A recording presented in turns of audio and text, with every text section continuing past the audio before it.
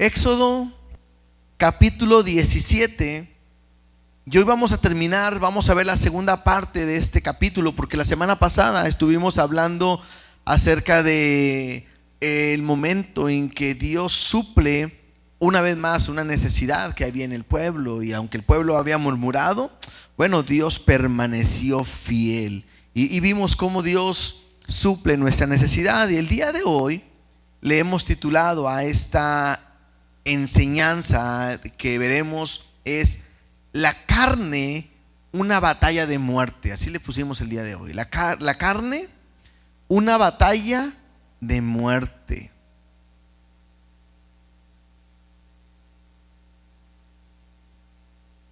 Y me gustaría que tuvieran separado ahí Éxodo y que leyéramos Gálatas 5. Vamos a ir tantito a Gálatas capítulo 5, versículo del 16 al 21.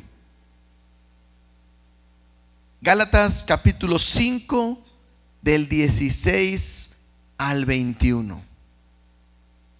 Lo leemos o lo leo, después oramos y ponemos este tiempo en las manos de Dios. Dice así la palabra de Dios: digo pues, andad en el Espíritu y no satisfagáis los deseos de la carne, porque el deseo de la carne es contra el Espíritu y el del Espíritu es contra la carne. Y estos se oponen entre sí para que no hagáis lo que quisieres. Pues si sois guiados por el Espíritu, no estáis bajo la ley.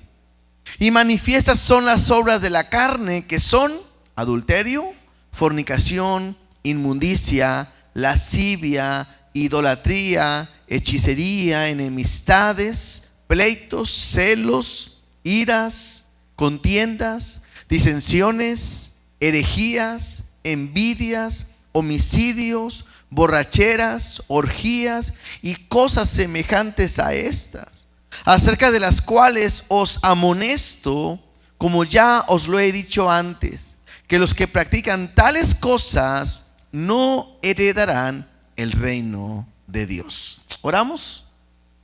Papá, te damos gracias en esta hora por tu palabra.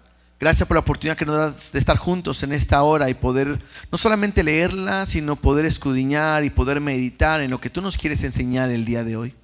Permite que tu Espíritu Santo hable en nuestras vidas y que pueda hacer una operación a corazón abierto, y que pueda limpiar y penetrar y transformarme en nuestras vidas a través de tu palabra. No permitas que esta palabra caiga vacía o que caiga en una mala tierra, no, al contrario. Permite que cada uno de nosotros podamos abrir nuestro corazón, nuestra vida, para poder aprender y recibir tu palabra. Háblanos, ministranos en el nombre de Jesús. Amén y amén.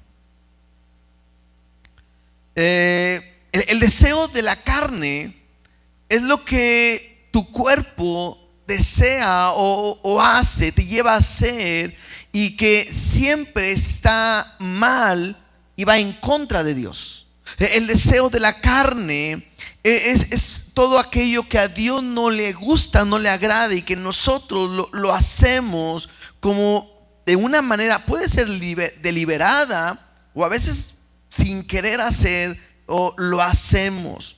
Y lo que Dios quiere es enseñarnos que a través de su palabra o conocerle, nosotros podamos luchar contra ese deseo y que lo entendamos completamente. Si yo me dejo mover o caer en ese deseo, puede arruinar mi vida, puede acabar con mi vida. Por eso el tema del día de hoy es que la carne es una batalla de muerte.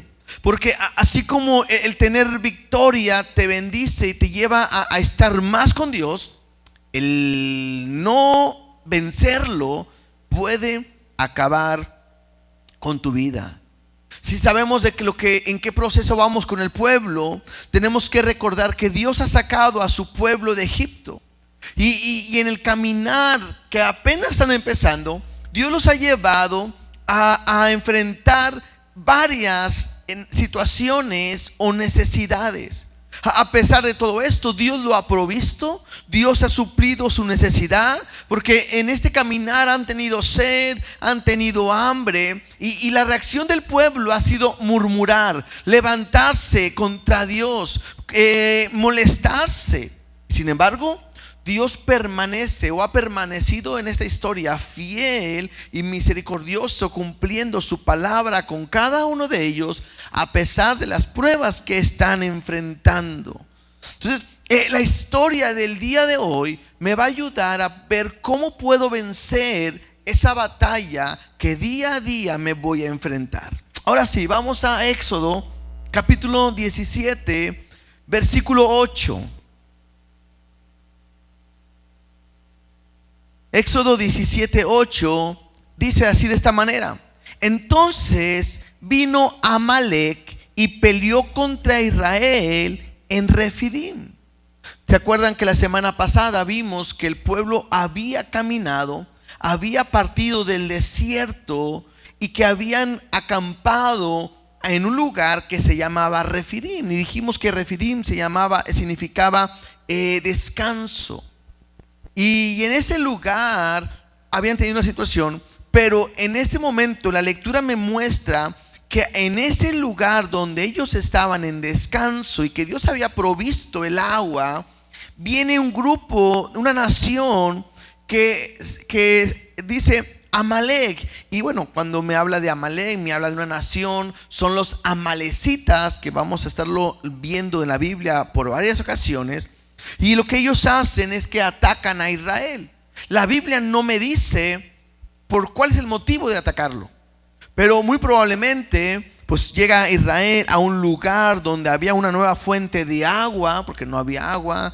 Dios le dice a Moisés que le pegue a la roca, brota el agua y empieza a haber una fuente, y muy probablemente los amalecitas ven este lugar y quieren ir para tomarlo. Realmente no lo dice, pero pudiera ser que esta es la motivación la cual a ellos los hace atacar al pueblo de Israel, porque ellos están ahí en Refidim, que significa un lugar de descanso.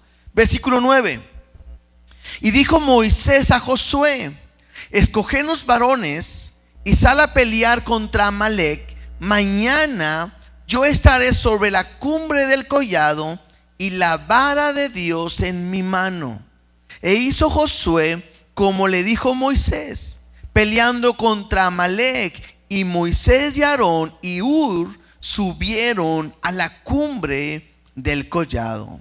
Entonces la historia me empieza a mostrar que Josué junta personas, a hombres, y van a pelear contra los amalecitas. Van a pelear cuerpo a cuerpo, a enfrentarse con ellos. Y mientras ellos se están enfrentando, se va Moisés, Aarón y Hur al otro lado, a una cumbre, a un lugar alto, para orar y para estar buscando y alabando a Dios. De repente, cuando uno lee esta historia, alguien pudiera decir: oh, pues qué chiste, ¿no? A uno los manda a pelear y otro nada más se va a orar. Bueno, yo creo que Moisés está siendo guiado por Dios, y vamos a darnos cuenta que tan importante es uno como el otro. Versículo 11: y sucedía que cuando alzaba Moisés su mano, Israel prevalecía, mas cuando él bajaba su mano, prevalecía Amalec. Y las manos de Moisés se cansaban, por lo que tomaron una piedra y la pusieron debajo de él, y se sentó sobre ella, y Aarón y Hur sostenían sus manos, el uno de un lado y el otro de otro. Y así hubo en sus manos firmeza hasta que se puso el sol. Y Josué deshizo a Amalec y a su pueblo a filo de espada. Entonces, otra vez, la escena es media chistosa y a veces hasta increíble, porque se van ellos a orar y sucede que están orando, levantan sus manos, y mientras Moisés levanta sus manos, pues ganan. Y yo me imagino la escena, ¿no? Ellos se van a un lugar alto y están viendo que los demás están peleando. Y de repente Moisés así: Señor, ayúdanos. Y van viendo cómo van ganando. Y a lo mejor de repente Moisés dice: no, ya la vamos haciendo. Y de repente cuando las baja, el otro pueblo empieza a ganar. Y no, Señor, ayúdanos. Y como que de repente se dan cuenta: a ver, ganamos, perdemos. Ganamos, perdemos, ¿no? Y están ellos ahí. Y se da un momento donde Moisés se cansa. Y lo que tienen que hacer es que traen una roca para que se siente. Y de repente cada uno, Aarón y Hur, y están de los lados y le sostienen las manos a Moisés para poder que el pueblo vaya a ganar y vaya a prevalecer. Y así fue como Josué, al estar peleando, venció, dice ahí, a Amalek y a su pueblo a filo de espada. Versículo 14. Y Jehová dijo a Moisés: escribe esto para memoria en un libro, y di a Josué que raeré de toda la memoria de Amalek de debajo del cielo. Y Moisés edificó un altar y llamó su nombre Jehová Nisi. Este Jehová Nisi significa: Jehová es mi estandarte. Y lo que hace Moisés es levantar un altar y como una señal y un recordatorio de la victoria que Dios le ha dado. Es la primera batalla que está enfrentando el pueblo a salir de Egipto. Bueno, podemos pensar que la primera, porque si quisieran tomar la de el faraón, bueno, ahí no hicieron nada, simplemente ellos pasaron por el mar seco. Y cuando iban a pasar el enemigo, Dios acabó con todos. Aquí sí pelean, pero Dios les da la victoria. Y este nombre de Jehová Nisi es un estandarte, una bandera para mostrar que le pertenecen. Creo que hemos visto películas cuando alguien va y conquista un lugar, pone una bandera como señal de victoria y que nos pertenece. Bueno, aquí no era una señal de que le pertenece este terreno mío, sino que esta victoria es de Dios. Y el pueblo aprende, o el pueblo proclama y sabe que la victoria la ha dado Dios. Versículo 16. Y dijo: por cuanto la mano de Amalek se levantó contra el trono de Jehová. Esto es importante. No se levantó contra Israel, no se levantó contra Moisés, sino se levantó Amalek contra el trono de Jehová. Jehová tendrá guerra con Amalek de generación en generación. Y otra vez Dios dice: te levantaste contra mí, bueno, conmigo vas a tener esa batalla y esa guerra. Porque es el pueblo de Amalek que se levanta contra Jehová mismo. Y interesante que Dios dice: bueno, por causa de eso yo voy a tener pelea siempre con Amalek. Ahora, veamos algunos pasajes que yo quiero que voy a dar llevar un camino para llegar a un punto que yo deseo. Por ejemplo, ¿para qué nos sirve esta historia a nosotros? ¿Para qué nos sirve lo que estamos leyendo el día de hoy? Primera de Corintios capítulo 10 versículo 6 me ayuda a entender por qué estamos viendo el día de hoy esto. Primera de Corintios capítulo 10 versículo 6 dice: mas estas cosas sucedieron como ejemplo para nosotros, para que no codiciemos cosas malas como ellos codiciaron. Entonces yo tengo que aprender algo. Cuando yo veo en la Biblia un ejemplo como el que estamos viendo ahorita, tiene un propósito en nosotros, que nos demos cuenta y que sea un ejemplo de que no cometamos los mismos errores que ellos cometieron. Ahí mismo en el capítulo 10 versículo 11, Primera de Corintios 10, 11 dice: y estas cosas les acontecieron como ejemplo y están escritas para amonestarnos a nosotros, a quienes han alcanzado los fines de los siglos. Y una vez más, este mensaje o esta manera que estamos leyendo tiene un propósito también de ejemplo, pero también para amonestarnos. La pregunta que pudiéramos hacernos el día de hoy es: bueno, ¿quién era Amalek? ¿Quién era Amalek? Porque sabemos que vino Amalek a pelear. Hemos escuchado y a lo mejor hemos leído la Biblia de los amalecitas. ¿Quiénes eran estos? Ahora vamos tantito a Génesis. Esto ya lo vimos cuando nuestro hermano Arturo nos llevó por Génesis. Estuvimos viendo estos pasajes. Pero en Génesis capítulo 36, versículo 12, dice así: y Timna fue concubina de Elifaz, hijo de Esaú, y ella le dio a luz a Amalek. Estos son los hijos de Ada, mujer de Esaú. Entonces hoy aprendo, o estoy recordando, que Amalek es hijo de Esaú. ¿Estamos? ¿Quién es Esaú? Esaú es el hermano gemelo de Jacob. ¿Se acuerdan? Que Isaac tuvo a Jacob y a Esaú. Jacob es el padre de Israel, de los israelitas, del pueblo de Dios. Es Jacob. Esaú, bueno, de ahí viene un hijo que es Amalek, que son de los amalecitas. Ahora, ¿recuerdan esta historia? Génesis capítulo 25, versículo 21 y 22. Hoy estamos aprendiendo cómo de repente podemos seguir a un personaje para poder ver su línea, ¿no? Génesis capítulo 25, versículo 21, dice así: lloró Isaac a Jacob por su mujer que era estéril, y lo aceptó Jehová, y concibió Rebeca su mujer. Me cuenta la historia de los padres de Jacob y Esaú. ¿Quiénes son?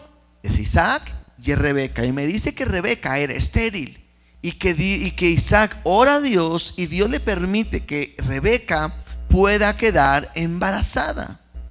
Verso 22: y los hijos luchaban dentro de ella, y dijo: si es así, ¿para qué vivo yo? Y fue a consultar a Jehová. Verso 23: y le respondió Jehová: 2 naciones hay en tu seno, 2 pueblos serán divididos desde tus entrañas. En un pueblo, un pueblo será más fuerte que el otro pueblo, y el mayor servirá al menor. Entonces me habla de que Dios está profetizando que esta mujer que tiene gemelos, y no me imagino la escena, ¿no? Porque de repente yo he visto a mujeres que están embarazadas y que de repente, mira, se está moviendo el niño, ¿no? Y mira, aquí se ve y se nota, y uno se queda asombrado, pero nunca me ha tocado ver gemelos, y menos cómo saben que se están peleando, ¿no? Eso es lo que yo no lo entiendo, pero algo está pasando en esta mujer que dice: yo para qué quiero vivir así, va con Dios. Y Dios le dice: son 2 naciones, y una nación y la otra van a estar en conflicto, y el uno va a servir al otro. Y entonces recordemos que la bendición era para el mayor. ¿Quién es el mayor? Esaú. ¿Sí? Jacob es el menor, Esaú es el mayor. Pero no vamos a andar mucho, pero ¿se acuerdan que de repente un día andaban en su trabajo y regresa Esaú y tiene hambre, y estaba preparando ahí una comida, unas lentejas, Jacob, y le dice: dame. Y le dice: pues te la cambio, ¿por qué quieres? La primogenitura. Y Esaú dice: quédate con ella. Y come, y la desecha. Entonces a Esaú no le interesó la bendición de Dios, y ahí él la cambió. Y aprendemos algo: Esaú es un tipo de la carne en la Biblia. Cuando nosotros vemos a Esaú, tiene que ver con la carne. Jacob tiene que ver con lo espiritual, con Dios, con su pueblo, con su propósito. Entonces, cuando yo voy viendo esta línea de Esaú, que es la carne, y que de ahí vienen los amalecitas, yo tengo que entender que la carne, una vez más, es todo lo que es contrario a Dios. Es la naturaleza que hay en el hombre. Cuando la Biblia habla de la carne, En este sentido, no está hablando a nuestro cuerpo físico. Ay, es que esta carne no es de Dios y tengo que hacerle algo. No está hablando de mi carne física, sino que está hablando de esa parte de nuestra naturaleza que está rendida y vendida al pecado. Ese deseo que está en nosotros de hacer lo malo. Hay una realidad. Nadie nos enseña a hacer lo malo, ¿o sí? O sea, un niño nace, puede tener 1 año y de repente tú sabes que si está en tu casa y de repente oyes silencio en tu casa, algo está mal. De repente dices, está muy silencio esto. ¿Qué estarás haciendo? Si entras al cuarto y está dormido, a lo mejor dices, ay, no está dormido, ya la libraste. Pero si entras al cuarto y lo ves paradito al lado de la cama, tú dices, ¿qué hiciste? ¿Quién le enseñó a ese niño a hacer lo malo? Nada. Nuestra naturaleza nos lleva a hacer lo que a Dios no le agrada. Nuestra parte de este cuerpo pecaminoso me lleva a hacer lo malo. Y lo que Dios quiere enseñarnos el día de hoy, a poder entender que no puedo vivir en la carne. Y otra vez, no habla que no hagamos carne asada y que no habla de eso. No me habla que este cuerpo es del diablo, tampoco. Sino que me habla esa naturaleza que hay en el hombre, ese pecado. Recuerden que nosotros nacimos siendo pecadores, por eso pecamos. O sea, yo soy un pecador, nazco siendo un pecador y al momento de nacer, pues peco. ¿Por qué? Porque soy un pecador. Entonces, Dios quiere que nosotros aprendamos a vivir completamente diferente. Mira, regresemos a Gálatas capítulo 5. Al principio nomás lo leí así y oramos. Hoy quiero que podamos meditar un poquito ahí en Gálatas capítulo 5, versículo 16. Pablo nos enseña y le habla a la iglesia y dice así: digo pues, andad en el Espíritu y no satisfagáis los deseos de la carne. ¿Sí? Otra vez, está hablando de lo que está en contra de Dios. Y me lo empieza a explicar. Porque el deseo de la carne es contra el Espíritu. Y si la Biblia viene Espíritu con E mayúscula, se refiere al Espíritu de Dios. Cuando la Biblia viene con E minúscula, se refiere al espíritu de nosotros, el hombre, la actitud, el carácter, puede ser. Y dice así: porque el deseo de la carne es contra el espíritu, y el del espíritu, o sea, el deseo del espíritu es contra la carne, y estos se oponen entre sí, para que no hagáis lo que quisieres. Y esa es una realidad. Llega un momento donde mi carne me lleva a hacer lo que a Dios no le agrada. Y lo que Dios quiere que hagas va en contra de lo que la carne quiere. Y a esto le llamamos guerra espiritual. ¿Sí? A veces pensamos que guerra espiritual tiene que ver con lo que es, gracias, a veces que con los demonios y andar peleando. Y no, la guerra espiritual es esto: cuando yo tengo una lucha en mi interior y estoy luchando mi espíritu con la carne, con lo que a Dios no le agrada. Dice el versículo 18: pero si sois guiados por el Espíritu, no estáis bajo la ley. Y me empieza a mostrar las obras de la carne, para que sepan, otra vez, estamos entendiendo a qué se refiere las obras de la carne. Dice así: y manifiestas son las obras de la carne, ¿qué son? Y aquí yo quiero que pongan atención, porque aquí me muestra de las cosas que a Dios no le agrada. Vamos a leer algunos 2 o 3 pasajes que van a mencionarme algunas cosas de la carne, y que yo quiero que ustedes identifiquen si están practicando algunas de esas obras de la carne. Si la estás practicando, tienes que darte cuenta que estás en una guerra espiritual. Y lo que tú estás haciendo va en contra de lo que Dios ha establecido. Entonces, vamos ahora sí a leerlo. Y manifiestas son las obras de las carnes, que son adulterio. ¿Saben lo que es adulterio? Fornicación, inmundicia, lascivia. Todo eso tiene que ver con cuestiones sexuales, de inmoralidad. Idolatría. El domingo hablábamos sobre eso, ¿no? La idolatría. Hechicerías, cuando quieren controlar a las personas o hacer cosas malas. Enemistades, cuando algunos de ustedes tienen enemigos o gente que no le cae, gente que están peleados a muerte. Enemistades. Pleitos. Levante la mano todos los peleoneros. No se crean. Entonces el pelearme ¿a Dios no le agrada? No, a Dios no le agrada. Pero es que me hizo. A Dios no le agrada. Y me tengo que defender. A Dios no le agrada. Es más, no es una obra de espíritu, sino es de la carne. Muchas veces, creo que el 100%, cuando tú te peleas es porque estás defendiendo tus propios derechos, cuando Dios dice que Él se encarga de todo. Pero bueno, pleitos. Espero que en la casa ya no haya pleitos. ¿Escucharon?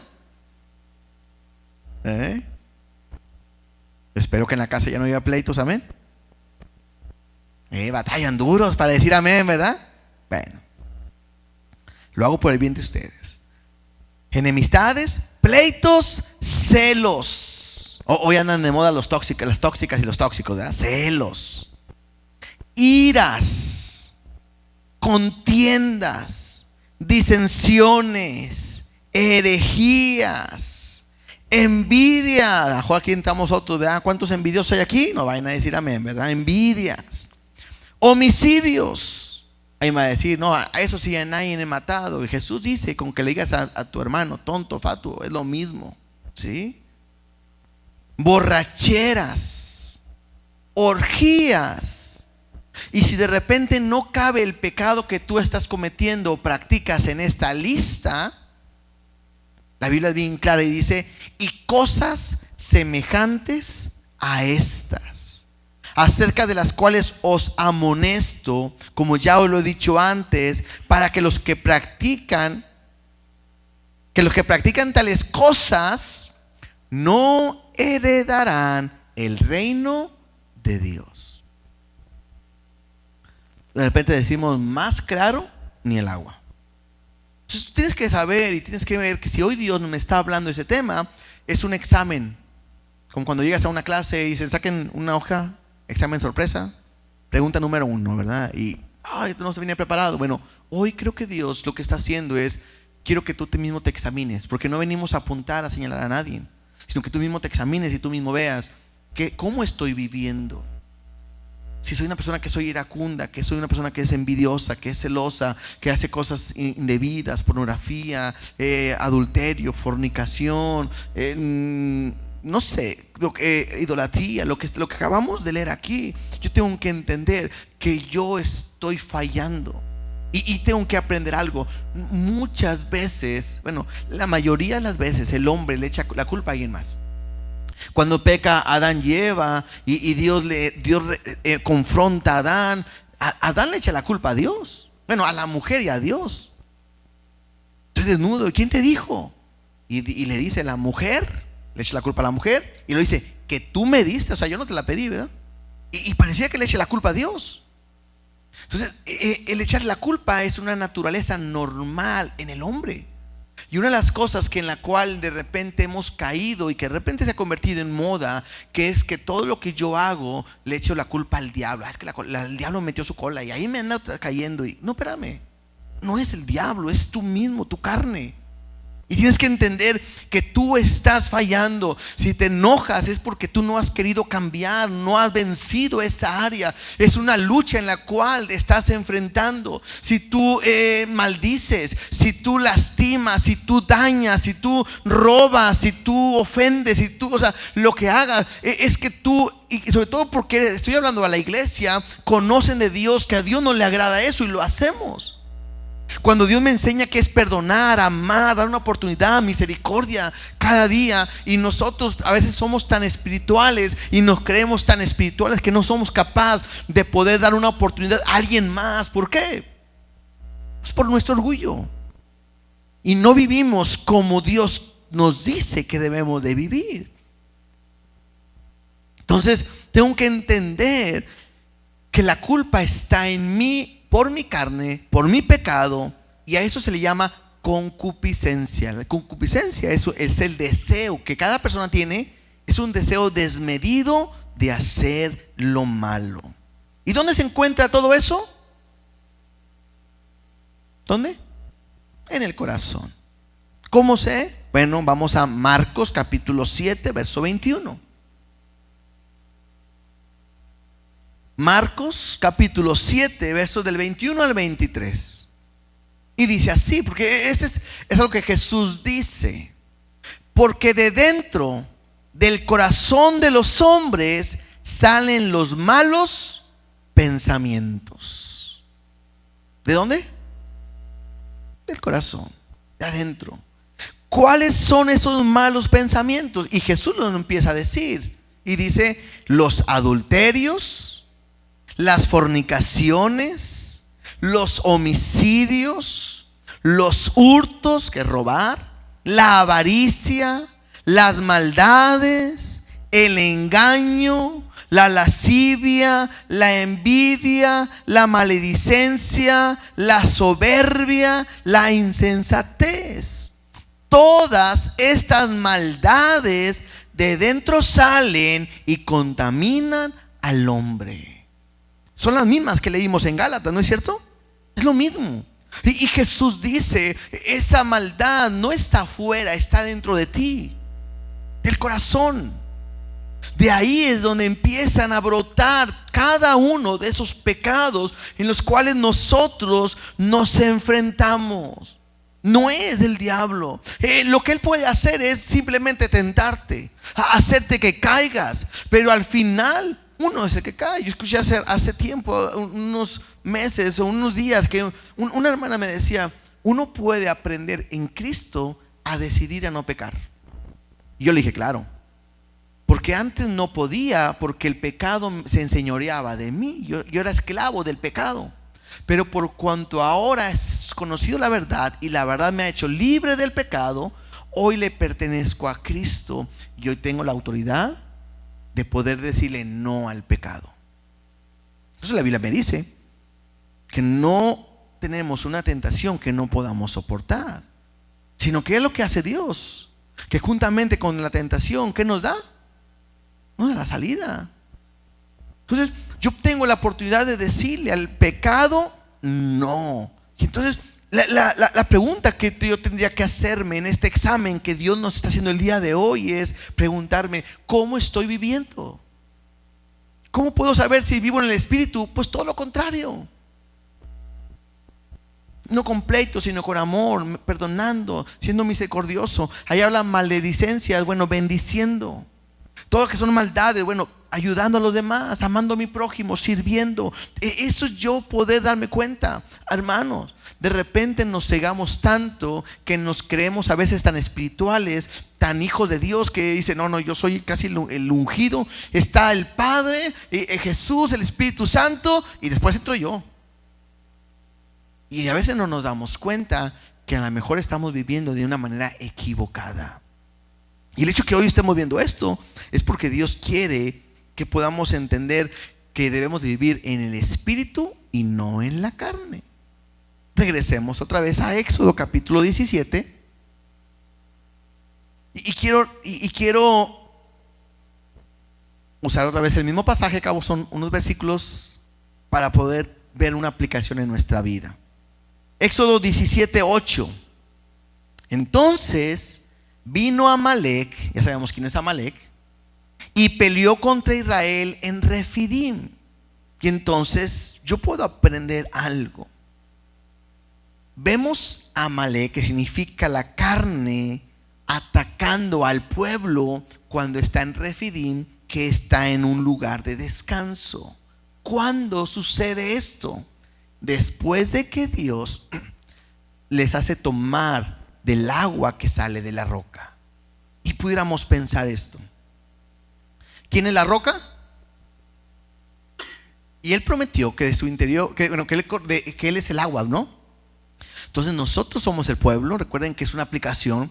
Cuando uno viene a la roca que es Cristo y bebe del agua que Él da y me dice que no tendré sed jamás, es el momento en el que la lucha viene a nuestra vida. Es el momento en que la carne quiere pelear. No lo dije en un principio, pero hay 3 enemigos que tenemos. Uno es el diablo, otro es la carne, ¿sí? Y otros somos uno mismo, ¿no? Entonces, lo que me dice, lo que me dice aquí es que la carne viene a pelear con nosotros. ¿Cuándo? Cuando tenemos un encuentro con Dios, cuando somos llenados de su presencia, cuando Dios ha suplido nuestra necesidad.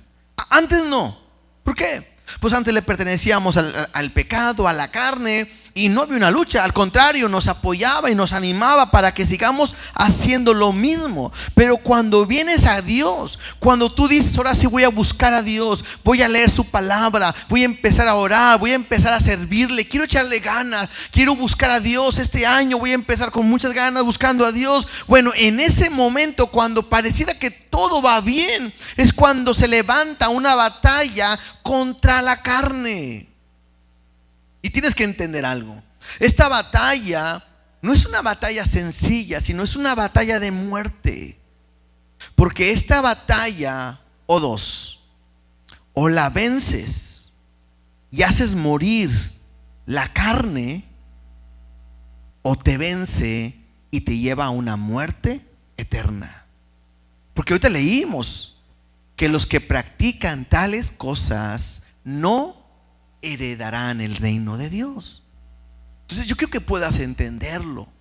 Estamos en una guerra, estamos en una batalla, estamos en una lucha espiritual constante, todos los días. Si la tuviste ayer y venciste, no creas que hoy no tendrás una nueva. No creas que mañana no tendrás una nueva. Todos los días tendremos una lucha constante y tienes que estar preparado para vencerla. ¿Cómo podemos hacerlo? Voy otra vez a leer versículo 9. Y dijo Moisés a Josué: escógenos varones y sal a pelear contra Amalec. Mañana yo estaré sobre la cumbre del collado y la vara de Dios en mi mano. E hizo Josué como le dijo Moisés, peleando contra Amalec. Y Moisés y Aarón y Hur subieron a la cumbre del collado. Y sucedía que cuando alzaba Moisés su mano, Israel prevalecía, mas cuando él bajaba su mano, prevalecía Amalec. Y las manos de Moisés se cansaban, por lo que tomaron una piedra y la pusieron debajo de él, y se sentó sobre ella, y Aarón y Hur sostenían sus manos, el uno de un lado, el otro del otro, y así hubo en sus manos firmeza hasta que se puso el sol, y Josué deshizo a Amalec y a su pueblo a filo de espada. Cuando uno tiene una lucha espiritual, cuando tienes una batalla en la carne, lo primero que tienes que hacer y tu primera estrategia en la batalla tiene que ser la oración. Esto es lo que tú tienes que hacer. El arma más poderosa que nosotros tenemos es la oración. Lo que hace Moisés es ir a orar. Y me dice ahí que se subió a un collado y junto con él la vara de Dios en su mano. Recordemos que la vara de Dios, hace una semana lo dije, representa el poder de Dios, que lo que Dios es capaz de hacer. Porque vimos cuando él aventó la vara y esa vara se convirtió en serpiente y la usó para llamar a Moisés. También la usó para convencer a los ancianos que Dios lo había mandado a Moisés. También la usó como serpiente para mostrar el poder de Dios al faraón. Levantó la vara con las plagas para mostrar el poder de Dios también. Entonces vemos la vara de Dios como una señal de poder. Cuando iba a entrar al mar con la vara también, hace que el mar se abra y puedan entrar en seco. Entonces, una y otra vez vemos la vara de Dios. La semana pasada vimos cómo la vara de Dios tocó la roca para que brotara agua y pudiera suplir su necesidad. Entonces yo tengo que entender algo. Cuando tengo una batalla, tengo que ponerme a orar. No tengo la vara de Dios, pero creyendo del poder y que el Dios es el único que me puede sacar del lugar en que me encuentro. ¿Sí o no? Porque uno solo no puede cambiar. Solamente Dios te puede ayudar. Y yo tengo que orar. Y tengo que decirte algo, y es una realidad. Orar no es fácil. Si orar fuera fácil, toda la iglesia fuéramos hombres y mujeres de oración. Orar no es fácil. Orar es agotador. Es decir, tengo que levantarme a las 5 de la mañana a orar.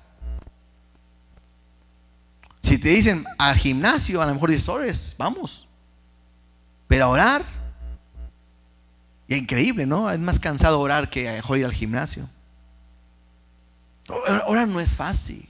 Es más, orar cuando estoy en una lucha, en una batalla, no es fácil. Es agotador. Y lo estoy viendo, porque Moisés levantaba sus manos a orar, a alabar a Dios y prevalecía el pueblo. Pero cuando él dejaba de orar o bajaba sus manos, el otro pueblo ganaba. Y es lo mismo. Tienes una lucha, una batalla. Mientras tú más busques a Dios, más ores a Él, más estés clamando con Él, es más fácil que vayas venciendo esa batalla. Pero cuando de repente tú dices, no, como que ya voy ganando, y bajas la guardia, el enemigo, la carne, tu problema empieza otra vez a recuperar terreno y empieza a vencerte. Yo sé que todo esto que estoy diciendo ustedes lo han vivido, porque todos los que estamos aquí, un día o otra o en este instante, batallamos en en muchas áreas de nuestra vida. Y a veces hemos dicho, ya no quiero vivir así, ya no quiero ser así. Bueno, la única manera es orar. ¿Y qué pasaba con Moisés? Llegó un momento donde él se cansaba. ¿Y qué tuvieron que hacer? Tuvieron que ayudarle a orar. Y yo quiero decirte algo, hermano. Algo que nosotros enseñamos es que tú tienes que aprender a depender completamente de Dios y no de un hombre. A veces ponen su mirada en el pastor, en el líder, en algún hermano. Y ese es un error. ¿Por qué? Porque el pastor, el líder, el hermano no es el que hace la obra. El que hace la obra, ¿quién es? Dios. Pero yo tengo que aprender a confiar en Él. Pero el ejemplo de hoy me ayuda a entender que aunque yo crea que la vara de Dios es la poderosa y Dios es el que hace el milagro, yo necesito tener amigos, gente a mi alrededor que me ayude a orar. Por eso hay un grupo de oración. Por eso hay una invitación, venir a orar los domingos. Por eso es importante que unos y otros nos conozcamos. Y te digo, un error que cometemos mucho es que no quiero que nadie se dé cuenta de mis problemas. Me da vergüenza que se enteren de mis problemas. ¿Cómo voy a andar contando mis problemas? Y tratan de luchar solos. Y luchan y pelean y se cansan. Y como no hay quien les ayuden, son derrotados. Y viven en derrota. Tengo que aprender a conocer y detectar a un hermano en la iglesia maduro, una persona que yo pueda, que es confiable, que yo puedo decir, estoy cansado de orar, ya no puedo más, me puedes ayudar a sostener las manos y que ellos sean los que estén ayudándote. La Biblia me dice que sobrellevar las cargas los unos sobre los otros. Y el sobrellevar las cargas me habla como cuando alguien está lastimado de la pierna y que no puede caminar y alguien dice, apóyate en mí. Y de otro viene otro, y apóyate de mí, y ya entre los dos lo van llevando. Eso es sobrellevar. Y es bien importante que en la iglesia pueda haber esto entre nosotros. Hermano, no te dé vergüenza contar tu problema. Ahora, bueno, también lo sé, no puedes andar diciendo, hermano, tengo este problema, y a todos, porque a lo mejor vas a contarle a gente que o no está preparada o no te va a poder ayudar y te puede voltear la situación. Pero busca personas maduras, el liderazgo. Nosotros como pastores estamos en esta posición de ayudarles, escuchar su problema. Y les digo algo, no deben de tener miedo ni vergüenza. Como de repente, voy a usar este ejemplo, es como cuando de repente hay una enfermedad en tu cuerpo y tienes que atenderte con un doctor. Y yo sé que es muy penoso a lo mejor descubrir a lo mejor una de tus partes o mostrar tu situación al doctor, pero es necesario para que te cures, si no, esto va a empeorar. Pero lo mismo podemos pensar en la iglesia. Tú vas a descubrir tu corazón para mostrar tu problema, tu dificultad con lo que estás batallando. Y tienes que entender que había gente alrededor, habemos gente que podemos ayudarte para que puedas vencer lo que estás enfrentando. Esto que les digo es lo que hemos enfrentado muchas veces en la iglesia, sobre todo en los matrimonios. A veces tienen problemas, tienen conflictos y no quieren que nadie se dé cuenta. No, ¿cómo el pastor se va a dar cuenta? Qué vergüenza, que sepa que peleamos, que discutimos. Y cuando alguien nos platica, dice, hermano, todos hemos peleado. Y yo he preguntado, a ver, díganme, levanten la mano los matrimonios que nunca han discutido ni han peleado. Y cuando de repente llega a haber matrimonios que levantan la mano, yo no les creo. Porque es natural que podamos discutir, pelear, fallar, molestarnos. Entonces, todos hemos tenido problemas. Yo también he tenido problemas. Entonces, es importante pedir ayuda y poder salir. El problema es que si tú no lo dices, de repente ya vienen cuando ya no hay nada que hacer. Y vienen con estos puntos de, estoy cansado, no le vuelvo a dar otra oportunidad, ya no más, hasta aquí. Y uno quiere ayudar y ya no. Le di así oportunidad, estoy cansado y no más. Y ese es un error. Lo importante es poder pedir ayuda a tiempo para poder rescatar tu situación. Entonces, ¿qué tienes que hacer? Orar. Tienes que pedir gente que te ayuden a orar cuando estés en esa lucha, en esa guerra, en esa batalla contra Amalek. Entonces, debes de estar orando y entender algo. Tú puedes orar y pedir, pero la batalla es tuya. Y el que tiene que pelear eres tú. Y el que tienes que seguir adelante eres tú. Nadie más, que tú debes de orar. ¿Qué hicieron con Moisés? Cuando ya no podían más, le trajeron una roca para que se sentara. Y esa roca otra vez representa a Cristo. Cuando tú ya no puedas más, ve a Cristo, descansa en Él y deja que Él sea el que te ayude a luchar y a enfrentar tu batalla. ¿Estamos? Versículo 13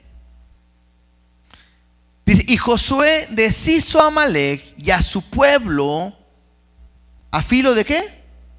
De espada. Segunda estrategia. La primera, ¿cuál fue? La oración. Tengo que orar.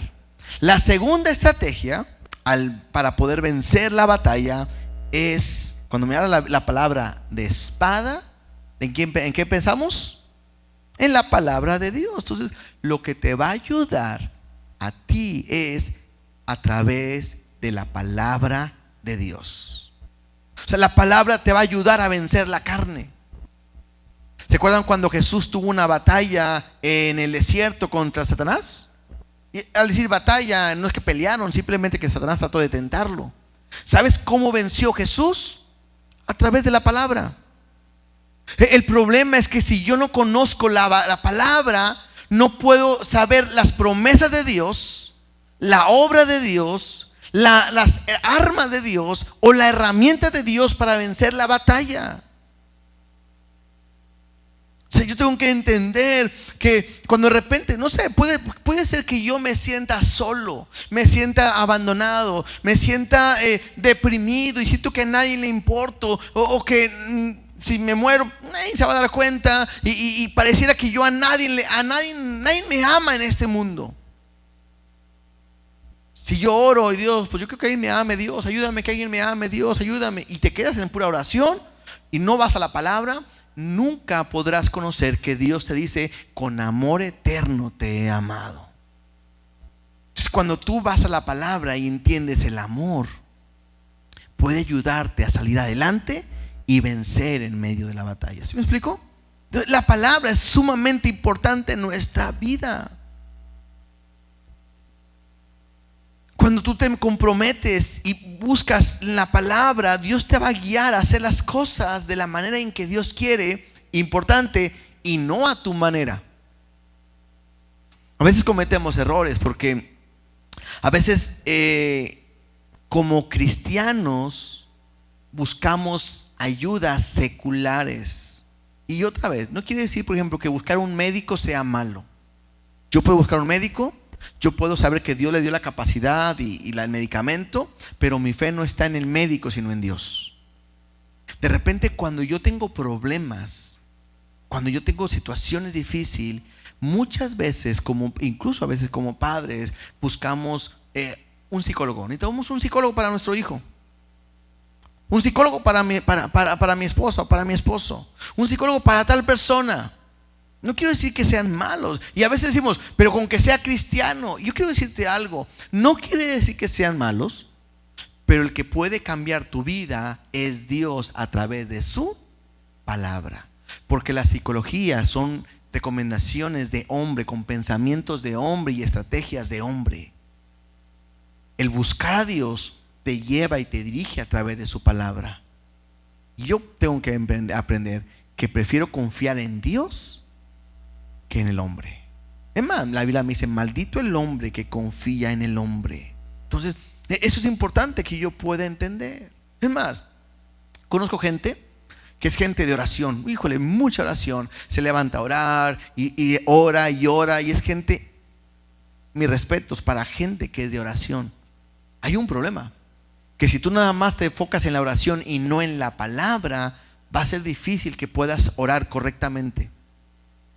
Porque no conoces la voluntad de Dios, no conoces el propósito de Dios, porque todo eso viene ¿dónde?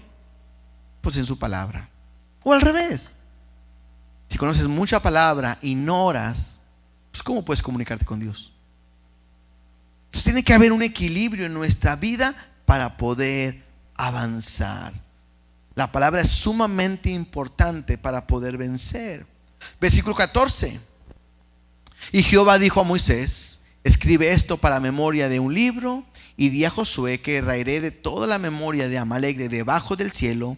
Y Moisés edificó un altar y llamó el nombre de Jehová, a su nombre Jehová Nisi, y dijo: por cuanto la mano de Amalek se levantó contra el trono de Jehová, Jehová tendrá guerra con Amalek de generación en generación.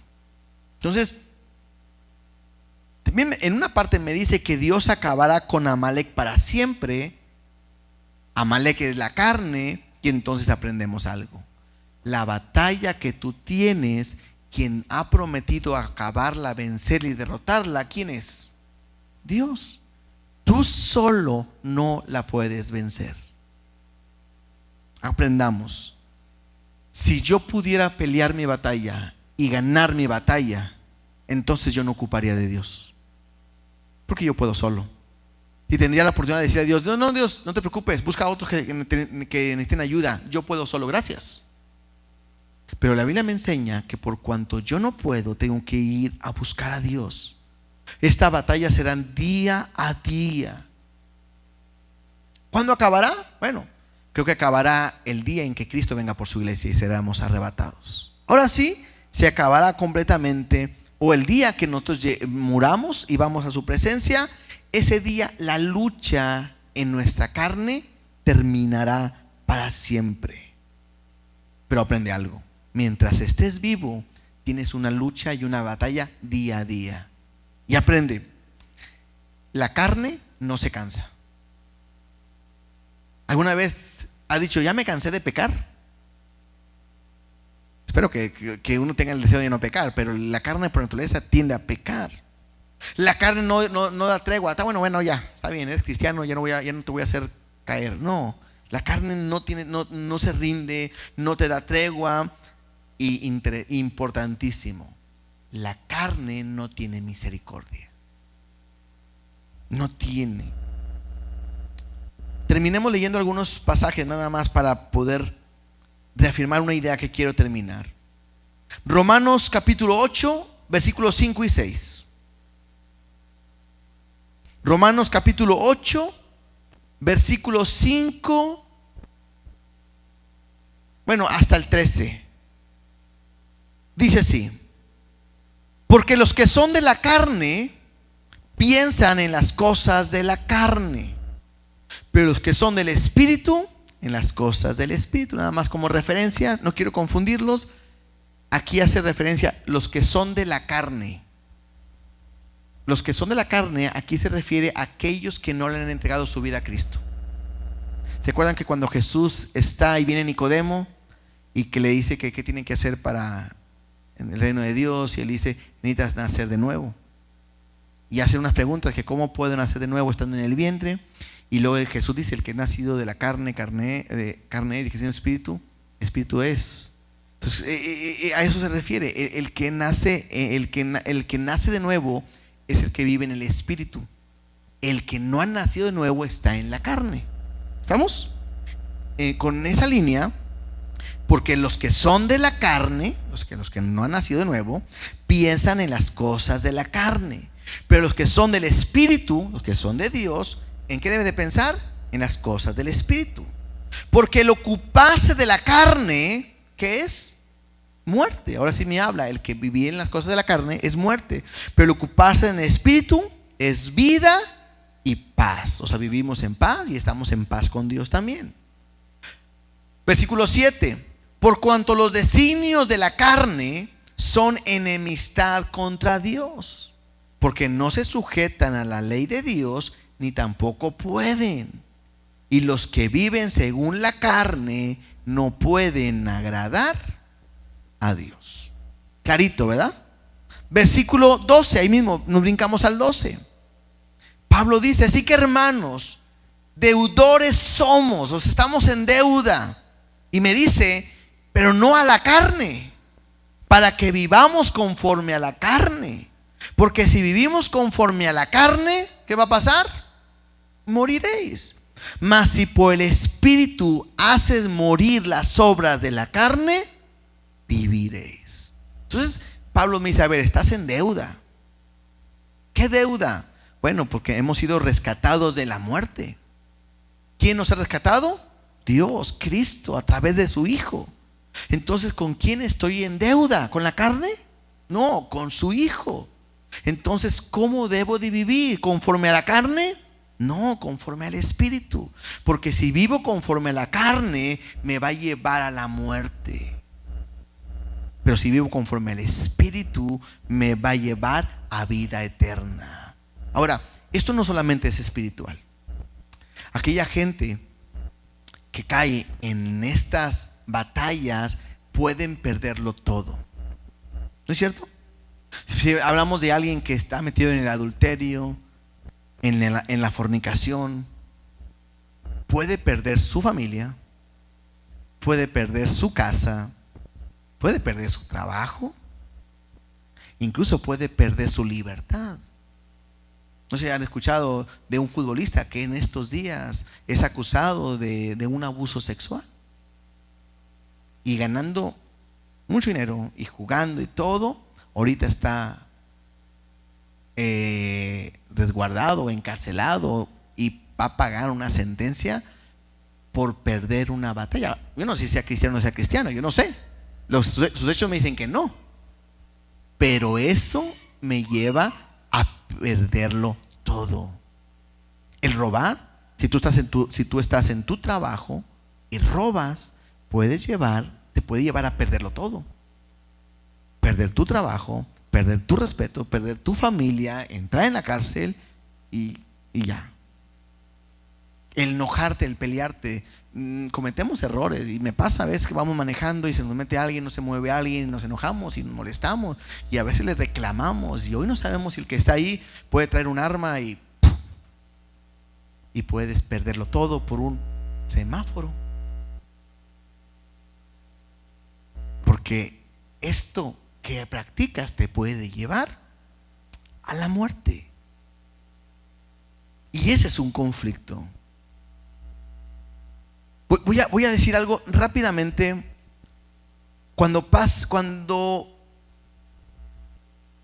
¿Qué pasa cuando no destruye la carne? Hay una historia de Saúl, ¿sí? Saúl, ¿quién es Saúl? El primer rey del pueblo de Israel. Y voy a leer 1 Samuel capítulo 15, versículo 2. 1 Samuel capítulo 15 versículo 2 dice así: así ha dicho Jehová de los ejércitos, yo castigaré lo que hizo Amalec a Israel al oponerse en el camino cuando subía de Egipto. ¿Sí? Me está hablando de Amalec. Está hablando de que Dios va a castigar lo que hizo Amalec cuando enfrentó a Israel. Versículo 3: ve pues y hiere a Amalec. Dios le está dando este mensaje a Saúl: y destruye todo lo que tiene, y no te apiades de él. Mata a hombre, mujer, niños, y aún los de pecho, vacas, ovejas, camellos y asnos. En otras palabras, Dios le dice a Saúl: ve, enfréntalos y acaba con todos. No te apiades de nadie, no tengas misericordia de nadie, no tengas misericordia de Amalec. ¿Estamos bien hasta aquí? Versículo 9: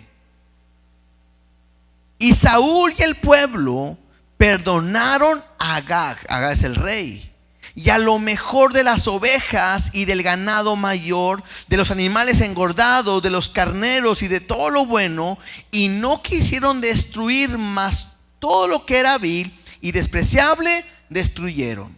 ¿Qué hace Saúl? Llega y dice: espérame, no todo es malo, hay cosas buenas y voy a salvar al rey.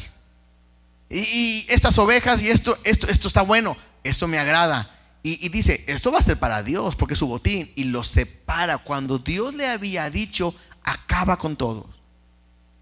Sí, lo que no servía, eso sí lo acabó, pero no obedeció por completo. Versículo 20. Porque Dios le habla a Samuel, le dice: vea con Saúl porque lo que hizo no está bien. Y llega Samuel y le dice a Saúl, versículo 20: ¿Y qué has hecho? Y Saúl respondió a Samuel: antes bien he obedecido la voz de Jehová. Fui a la misión que Jehová me envió y he traído a Agag, rey de Amalec, y he destruido a los amalecitas. Mas el pueblo tomó del botín ovejas y vacas, las primicias del anatema, para ofrecer sacrificios a Jehová tu Dios en Gilgal. Y Samuel dijo: se complace Jehová tanto de los holocaustos y víctimas como en que se obedezcan a las palabras de Jehová. Ciertamente el obedecer es mejor que los sacrificios, y el prestar atención que la grosura de los carneros. Porque como pecado de adivinación es la rebelión, y como ídolos e idolatría es la obstinación. Por cuanto tú desechaste la palabra de Jehová, él también te ha desechado para que no seas rey. Dios le llama y le dice: espérame, ¿por qué haces eso? Yo te había dicho que acabaras con todo y no lo hiciste. Entonces, ¿qué es lo que está sucediendo? Que Dios se enoja porque lo que está haciendo Saúl es no obedeciendo a la voz de Dios. Pasa tiempo, pasan eventos y todo. Al final Saúl tiene una pelea con los filisteos y los filisteos van a ir ganando. Y entonces los filisteos hieren a Saúl. ¿Sí? Los filisteos hieren a Saúl. Y Saúl se encuentra con un muchacho y le dice que lo ayude a morir, porque era una vergüenza caer en manos de los filisteos. Iban a hacer con él muchas cosas, y él prefiere mejor que lo maten. Y este muchacho mata a Saúl, acaba con él, y lo que él hace es que toma sus pertenencias y va con el rey David a darle las buenas nuevas. Si vamos a 2 de Samuel, capítulo 1, versículo 5. Segunda de Samuel, capítulo 1, versículo 5, viene este muchacho quien mató a Saúl y le da las nuevas a David. Y mira lo que le dice. Y dijo David a aquel joven que le daba las nuevas: ¿cómo sabes que ha muerto Saúl y Jonatán su hijo? El joven que le daba las nuevas respondió: ciertamente vine al monte de Gilboa y hallé a Saúl que se apoyaba sobre su lanza, y venían tras él carros y gente de a caballo. Y mirando él hacia atrás, me vio y me llamó, y yo dije: heme aquí. Y me preguntó: ¿quién eres tú? Y yo le respondí: ¿soy qué? Amalecita. Él me volvió a decir: te ruego que te pongas sobre mí y me mates, porque se ha apoderado de mí la angustia, pues mi vida está aún toda en mí. Yo entonces me puse sobre él y le maté, porque sabía que no podía vivir después de su caída. Y tomé la corona que tenía en su cabeza y la argolla que traía en su brazo, y las he traído acá a mi señor. Y bueno, viene otra historia. Lo que a mí me llama la atención es que Dios le dijo que destruyera todos los amalecitas y no lo hizo. Amalecitas, Amalec representa la carne, lo que está en contra de Dios. Y él no lo hizo porque pensó que era bueno y que no le iban a hacer mal. Pero al final de sus días, una amalecita acabó con él. ¿Qué aplicación puedo sacar aquí? Que si hoy Dios te dice que acabes con ese Amalec con el que tú estás batallando, y si tú hoy no lo haces, mañana Amalec acabará con tu vida. Es una realidad. Si Dios te dice que dejes la pornografía, que dejes el robar, que dejes el enojar, que dejes esto, y tú dices: bueno, yo soy maduro y lo sé controlar, yo sé hasta dónde. Cuidado, porque el no obedecer a Dios hoy puede ser que mañana ese Amalec acabe contigo. Es que hoy Dios te diga que hay una guerra, una lucha y que puedes vencer, es para que lo hagas. Porque si no lo haces, mañana puede ser demasiado tarde.